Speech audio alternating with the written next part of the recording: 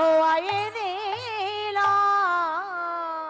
ভক্তিমতী মায়েরা, মা প্রসূতি দেবী পায়ে ধরে বলছে, আমি আপনার শাশুড়ি মা, আপনি আমার স্বামীকে বাঁচিয়ে দেন, আমার স্বামীকে বাঁচিয়ে দেন।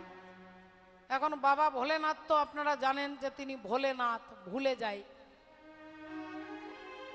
তিনি সবকিছু ভুলে যায়। মা খুব ভোলা ঠাকুর আর কি।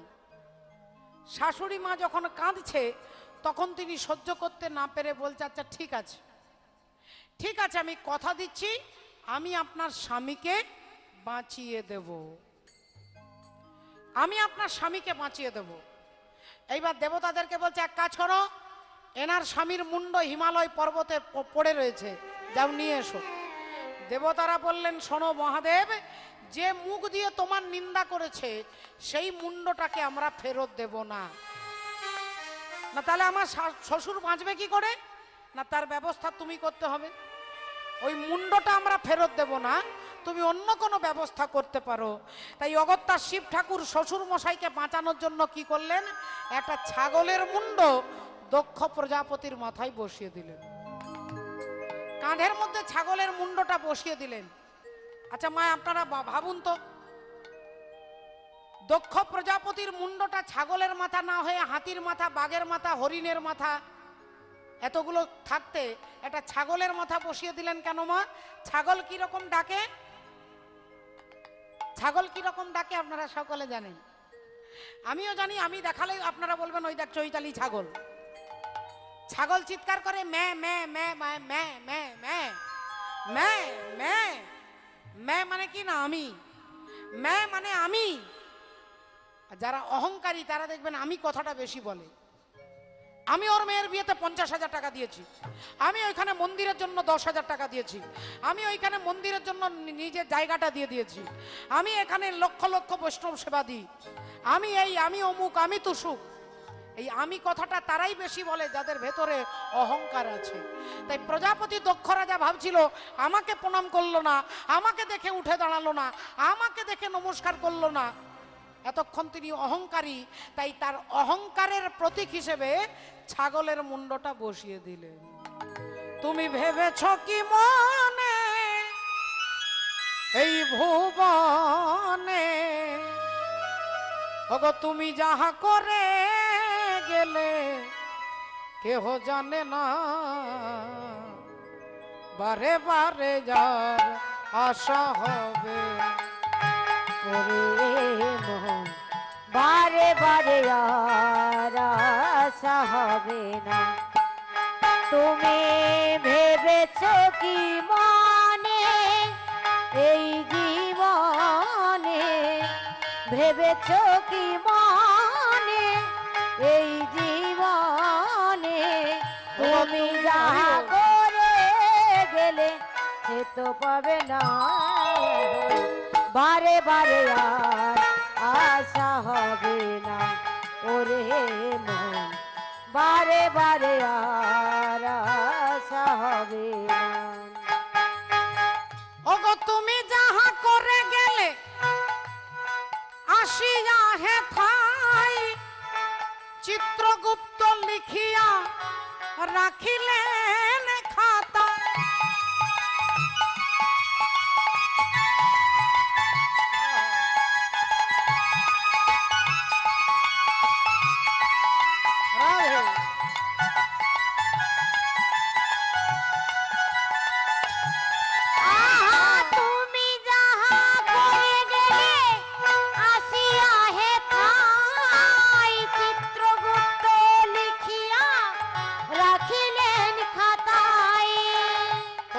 বিচার করিবে সেই দেবতা, বিচার করিবে সেই দেবতা। ওগো তার কাছে ফাঁকি চুকি কিছু চলে না, বারে বারে আর আশা হবে না। ওরে মন, বারে বারে আর আশা হবে না। ওরে মন, বারে বারে আর আশা হবে না। ওরে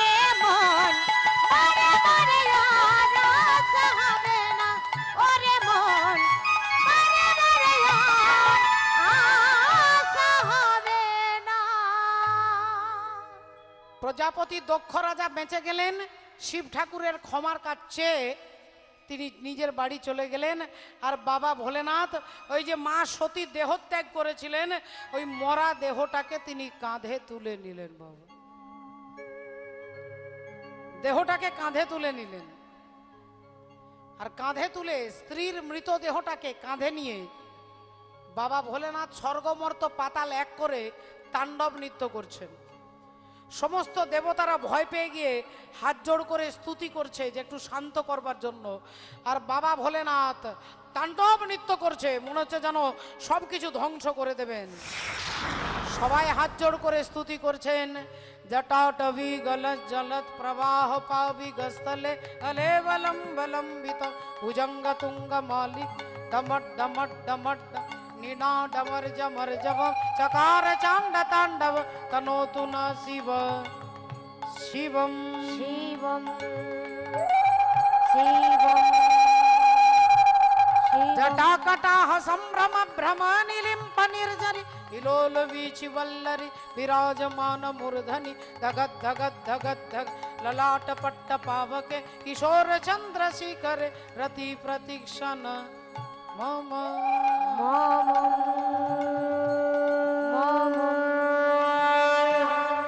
నవో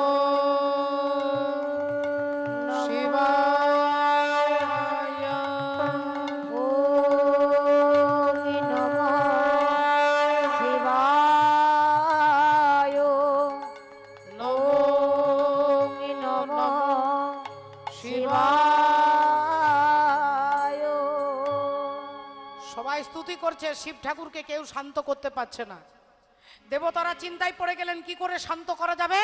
সমস্ত দেবতা ভগবান বিষ্ণুর কাছে এসেছেন, আর ভগবান বিষ্ণু চিন্তা করলেন যে শিব ঠাকুরকে শান্ত করতে গেলে ওর কাঁধে যে মরা দেহটা আছে ওই দেহটাকে আগে সরাতে হবে।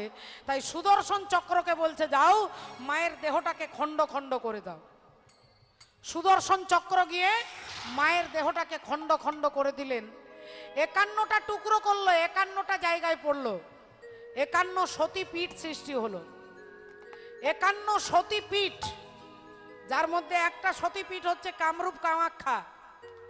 কামরূপ কামাখ্যা থেকে কন্যাকুমারী পর্যন্ত এই 51টা জায়গায় 51টা টুকরো পড়লো, 51 সতীপীঠ সৃষ্টি হয়ে গেল।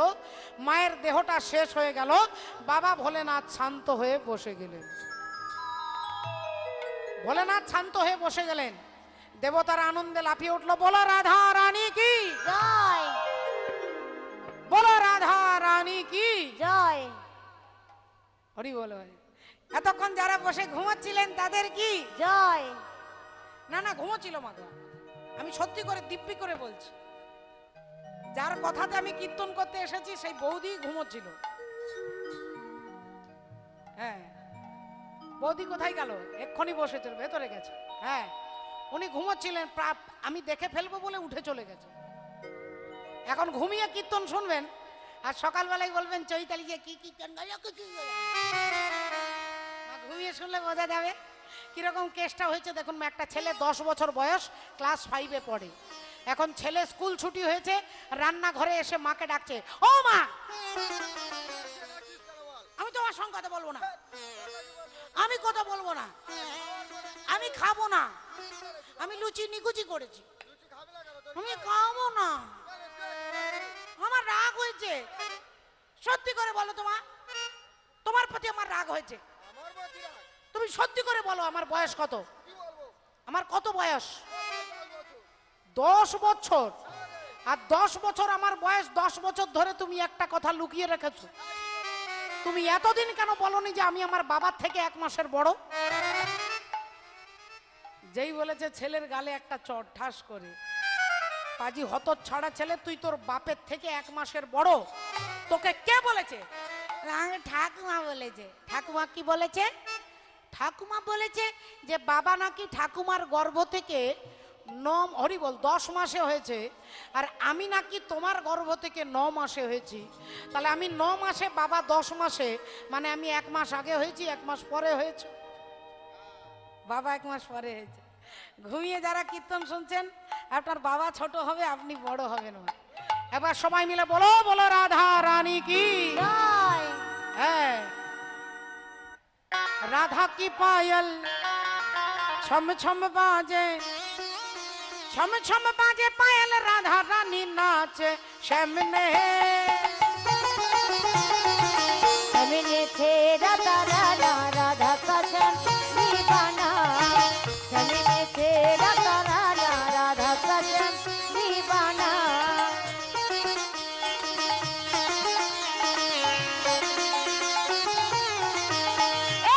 राधा की पायल छम छम बाजे, राधा की पायल छम छम बाजे, छम छम बाजे पायल, राधा रानी नाचे सामने।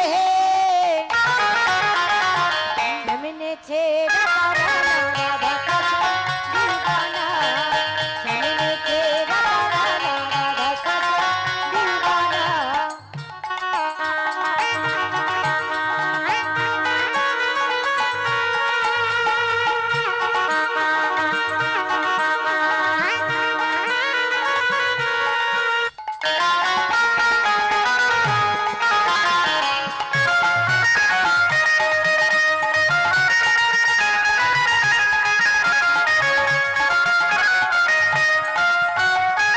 राधा जब पायल झनकारे, राधा जब पायल झनकारे, राधा जब पायल झनकारे,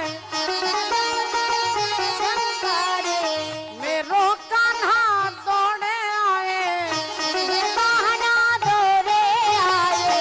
करे ना कोई बहाना, राधा का संग दीवाना।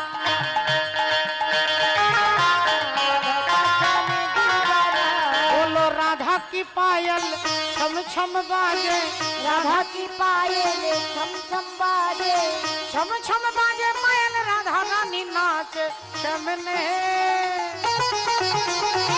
सामने छेड़ा तारा राधा काছে দিবানা, सामने छेड़ा तारा राधा काছে দিবানা, सामने छेड़ा तारा राधा काছে দিবানা, सामने छेड़ा तारा राधा काছে দিবানা, सामने छेड़ा तारा राधा काছে দিবানা। এখন ভক্তিমতী মায়েরা বাবা ভোলেনাথ শান্ত হয়ে গেলেন, তিনি স্থির হয়ে বসে পড়লেন। 1 বছর 2 বছর নয় মা, সমাধিস্থ হয়ে গেলেন বাবা ভোলেনাথ 87,000 বছর। দেবতারা ভাবলেন তাহলে যাক, এই পৃথিবীটা বেঁচে গেল, নইলে তাণ্ডব নৃত্য করছিল সবকিছু রসাতলে চলে যেত। দেখতে দেখতে কত বছর পেরিয়ে গেল, একজন অসুর সৃষ্টি হলো।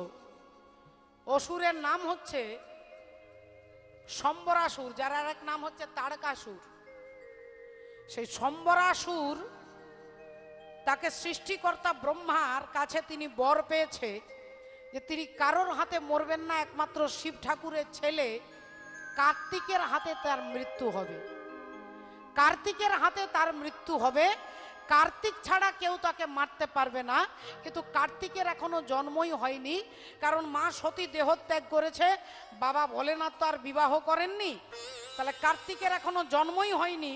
ওই অসুর এখন ব্রাহ্মণের ওপর, ভক্তের ওপর, সাধুর ওপর অত্যাচার শুরু করেছে, সাধুদের ওপর অত্যাচার শুরু করেছে।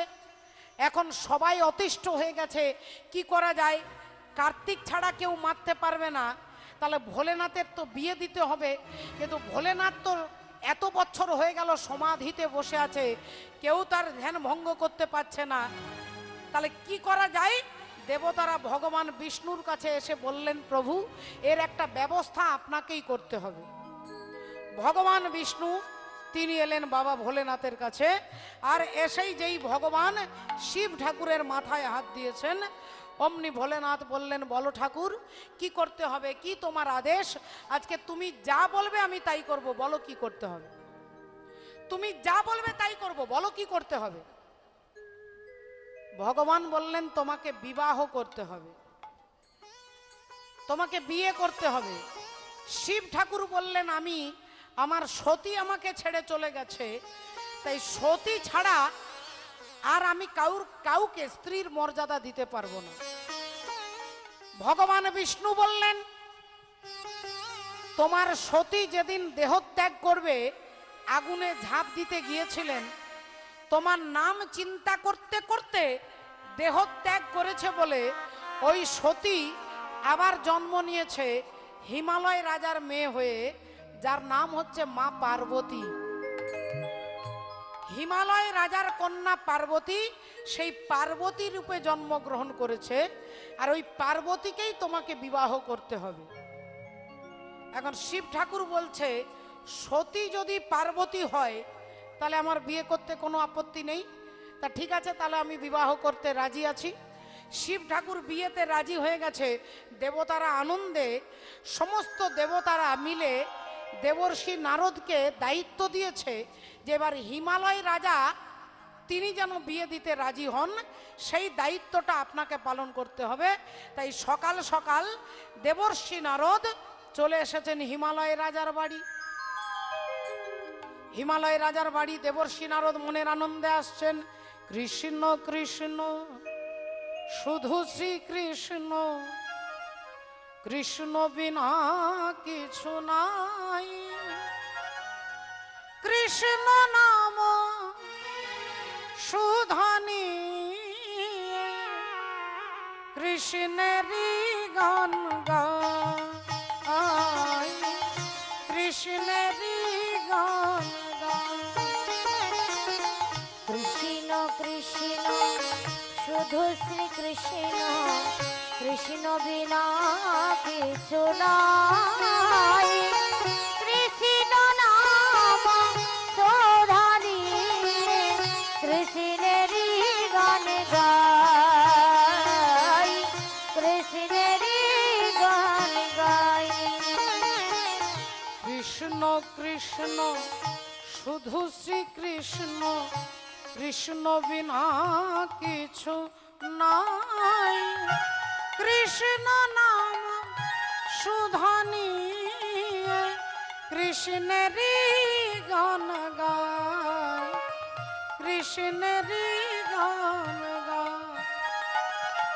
কৃষ্ণ কৃষ্ণ শুধু শ্রীকৃষ্ণ, কৃষ্ণ বিনা কিছু নাই, কৃষ্ণ নাম সুধানি, কৃষ্ণেরই গান গাই, কৃষ্ণেরই গান গাই। গগনে গগনে কৃষ্ণ মূরতি, নয়নে নয়নে হেরি, নিশীত চন্দ্রে প্রভাত সূর্যে গাহিছে তারি বাঁশরি, গাইছে তারি বাঁশরি। আরে গগনে গগনে কৃষ্ণ মূরতি, নয়নে নয়নে হেরি, নিশীত চন্দ্রে প্রভাত সূর্যে বাজিছে তারি বাঁশরি, বাজিছে তারি বাঁশরি। রাধে কৃষ্ণ কৃষ্ণ শুধু শ্রীকৃষ্ণ, কৃষ্ণ বিনা কিছু নাই, কৃষ্ণ নাম সুধানি, কৃষ্ণেরই গান গাই, কৃষ্ণেরই গান গায়, কৃষ্ণেরই গান। গাই। নারায়ণ নারায়ণ নারায়ণ বলতে বলতে নারদ মুনি চলে এসেছেন হিমালয় রাজার বাড়ি। হিমালয় রাজা দেখেই আনন্দে বৈষ্ণব ঠাকুরকে প্রণাম করে বললেন, কি ভাগ্য আমার, সকালবেলায় আপনি এসেছেন। তা নারদ মুনি বললেন, হিমালয় রাজাকে বলছে, কি ব্যাপার, আপনার মুখটা দেখে মনে হচ্ছে আপনি খুব চিন্তার মধ্যে আছেন। হিমালয় রাজা বললেন, আর বলবেন না, বাড়িতে মেয়ে আছে, মেয়ের বাবা আমি, তাই মেয়ের বিয়ে দেব, কিন্তু উপযুক্ত পাত্র খুঁজে পাচ্ছি না। মেয়ের যে বিয়ে দেব তার পাত্র খুঁজে পাচ্ছি না। যেই বলেছে নারদ মুনি তো সেই জন্যই এসেছে মা। বললে না, আপনার যেমন মেয়ে আছে, আমার হাতে একটা ভালো পাত্র আছে। হিমালয় রাজা বলছে, আপনার কাছে ভালো পাত্র, তাহলে তো নিশ্চয়ই ভালো ছেলে হবে। আচ্ছা, আমার মেয়ের নাম হচ্ছে পার্বতী, তা যে ছেলেটার সঙ্গে বিয়ে হবে তার নাম কি? নারদ মুনি বলছে ছেলের নাম হচ্ছে বাবা বিশ্বনাথ। বলে মেয়ে পার্বতী, বাবা ছেলে বিশ্বনাথ। বলে একবারে রাজ্যটক মিলে যাচ্ছে, একবারে রাজ্যটক মিলে যাচ্ছে। আচ্ছা আচ্ছা, আমার মেয়ের বয়স কিন্তু 14 বছর, জামাইয়ের বয়স কত হবে? মেয়ে আমার একবারে কচি, ছেলে কিরকম হবে? নারদ মুনি বললেন আপনার মেয়ের থেকে জামাই আরো কচি, একটাও চুল কালো নেই।